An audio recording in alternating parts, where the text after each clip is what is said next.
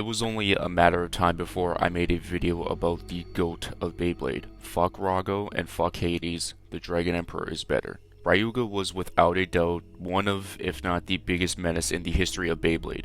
I've never seen someone be on demon activity more than this guy in a kid's anime, but he alone made me question if I was even built to watch the show when I was a child. I never really understood Ryuga back then. All I knew was that he was extremely powerful, but then again, I didn't understand anything at all. But with me revisiting the Metal Saga of Beyblade, I had to make a video on him, and hopefully will again in the near future. Not necessarily a video on him as a character, but him as a demon on different timing. So let's talk about and go back to memory lane about the many victims of Ryuga in Beyblade. Episode 12 in Metal Fusion was his official debut battling Jinga after waking up from a long sleep after being drained by the power of his Bay Lightning El Drago. Ryuga has full control of Jinga from start to finish and was practically toying with Pegasus the entire time and was mentally cooking Jinga and even spiritually because of the shit Ryuga was saying to him was insane. Like, go get another Bay from your daddy, your father couldn't cut it, and honestly, I'm gonna just let Ryuga say this because it feels like he can only say this out of anybody, like, ever. If the parent isn't tough enough, then what do you think the son will be like? The same, so grovel at my feet just like your father did! Right then and there, he broke Jinga, which, funny enough, he wasn't even the first victim of Ryuga, just on screen. Jinga fell right into Ryuga's hands using his anger attack in El Drago, which absorbed that power and turned it into its own, which was why it was the Forbidden Bay on top of it being reverse rotation. He summons his dark move and obliterated him. But even before that, let's go back to when Ryuga picked up and used El Drago for the first time. Ryo Hagane, Jinga's father, tried to stop Ryuga and failed miserably as he was literally no match for him and almost died after the mountain or volcano was collapsing. Victimizing a whole family is kinda crazy, but it showed Ryuga was not to be fucked with by any means. Now I will say this quickly, any other battle between Ryuga that happened a second time does not count. That means the Kiyoya and Jinga fights in Fury, those do not count as they were already victims to begin with. It's just a first time battle kind of thing, so you guys will understand, and sometimes it doesn't necessarily need to be a battle. You'll see an example of that soon. But there was a long break and now we enter Battle Bladers. Random NPC characters do not count, by the way. I'm not in the mood for that, but the third victim was Hikaru, and she was probably one of the worst ones. Probably top 2. As soon as he was walking up to the arena, he had everyone shook, including Hikaru. If there are other 4-letter words to describe Ryuga other than GOAT, it's fear and aura.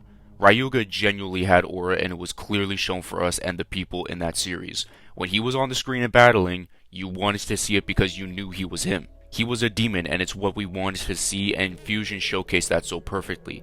If any other blader, in my opinion, had that aura factor, it was Kiyoya. I may be saying that in bias since he is my favorite character in all of Beyblade, plus he had the best battles from Jinga, Damien, Aguma, Ryuga, etc. Jinga had it too, don't get me wrong, but I believe Kiyoya and Ryuga were top 2 in that category. Off topic, but back to it. He made such quick work of Hikaru, and it wasn't even like this one-hit elimination. It felt like a one-hit kill, and with how much destruction he left. Even when the first round matchups were solidified, we all knew Hikaru was losing to him, and in quick fashion.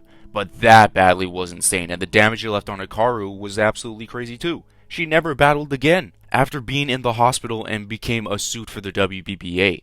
Even when Ryuga appeared in Metal Master, she was screaming in terror. That's the type of shit Ryuga left on these people. But what's crazier is that she might not even be the worst one because Ryuga's next victim may have gotten it the worst, and it's Tsubasa.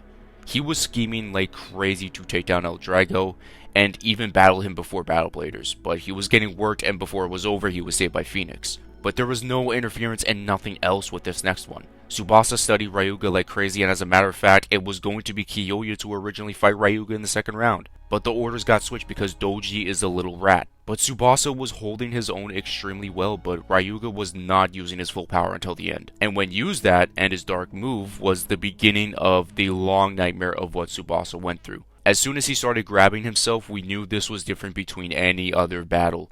He was getting infected with the dark power of El Drago, and later on developed schizophrenia in Metal Masters pretty much. taking over Tsubasa in many battles and overall was slowly losing himself, and it got really bad, leaving immense trauma on Tsubasa as his normal self, couldn't control or do anything about it, and had to sit back to the terror he was causing. Thankfully, he was able to become one with it and was back to his normal self around the end of Metal Masters. Who ended up helping him? None other than Ryuga himself. I forgot to mention this as I finished the vid before including this, but Doji was a victim as well. After his fight with Phoenix, he walked into Ryuga and he said, "I have no more use for you." And then one hits Doji, mostly because of the battle before that. Doji got whooped in, and also the dragon looked like it ate and swallowed Doji, but it just took the power of Dark Wolf. But the next one definitely hurts the most because you guys all know what I'm talking about next.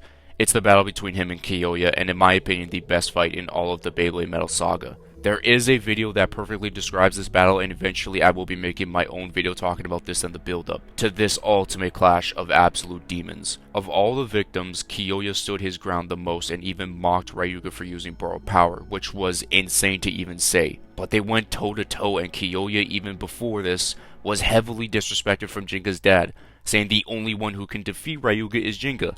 Kiyoya didn't take that shit lightly, and neither would I. But pushing Ryuga to the point where El Drago literally had to possess Ryuga showed how much work Kiyoya gave him. But we knew what happened in the end, with a whole dragon head impaling Kiyoya, not legitimately, but holographically, I guess, if you can put it that way. Despite Ryuga winning the physical battle and the war, I full on believe Kiyoya won the mental battle. In a loss, I believe this was the strongest performance someone could put up. Now, we know Jinga won due to the power of friendship, which not one single villain in anime is fucking with. So yeah, anyways, on to Metal Masters. This was a series arc where I wish he was in more often because there were not much victims in this one compared to Fusion and maybe even Fury. I honestly think there was only 2. The first one was being Zio. Since Ziggurat wanted to get data and info on Medio El Drago, Zio was a guinea pig to just get as much data as possible. He was just being used. I actually need to rewatch this battle real quick to see if Zio lost. Oh yeah, never mind. He got worked and was even called a lame-ass blader and pathetic. That's another element of Ryuga, was the trash talk. Not many people could even get on his level of that to even begin with. The next and final victim of Metal Masters was Jack. There was a decent build-up to this, and I might as well cover it. When Ryuga was walking alone, a few bladers working with Ziggurat were tailing him down. Ryuga wasn't phased and threw El Drago, and used the spinning rotation of their base to make his own stronger and destroy them. But a little distance away, he saw a mysterious blader that seemed like a challenge, but there was no Bay essentially trolling him. It was Jack. Fast forward to the World Championships, and Ryuga appears and chooses to battle Jack, which he didn't forget about that moment. Jack used all of his strength, thinking he was going to win with ease, as Ryuga didn't use one single move. El Drago, during the time, looked weak, and then all of a sudden, their rotation speed increased rapidly, as Ryuga was doing the trolling more than Jack. He proceeds to one-shot him with Dragon Emperor Supreme Flight and takes him down with ease. Jack was not a weak blader with Befall, as he defeated Klaus convincingly, but he was toyed with in the end. Now we move on to Metal Fury, and after he becomes a legendary blader, in the middle of training in a fucking volcano, he puts the work in on Jinga and Kiyoya with literal ease. But his next victim was Yuki, who in that battle became a legendary blader and put up a fairly decent fight, but only decent sadly, because he wasn't fucking with Ryuga. Of all the main legendary bladers excluding Rago, Ryuga was easily the strongest one of them all, and a very big example of that will be coming soon. The next one was this weird King Indus, which I'm not getting into much. He had too much confidence and got blown into a lake and lost in embarrassing fashion. But his next was a very special one. It was Kenta. He didn't stand a chance against him, and he honestly knew that, but this dude, man, I'm just thinking of how, in my opinion, that Kenta was the best character in all of Metal Fury. He deserves a whole separate video for what he ended up doing. His next victim was another legendary blader and was also a reverse rotation Bay, which, funny enough, in Metal Masters we got a tease between Julian versus Ryuga, who did have a reverse rotation Bay, but we knew who would win that in easy fashion, and King was just better in every way possible compared to Julian. The battle was honestly pretty underrated, and I did wish it did end up getting more screen time, but King did push Ryuga pretty damn far. He got him to use almost his full power, or even his full power to begin with. But when he did use it, King stood no chance against him. Like, genuinely compared to every legendary blader except for Rago, he was on another level. There was only one person who could stop him, and it was the God of Destruction.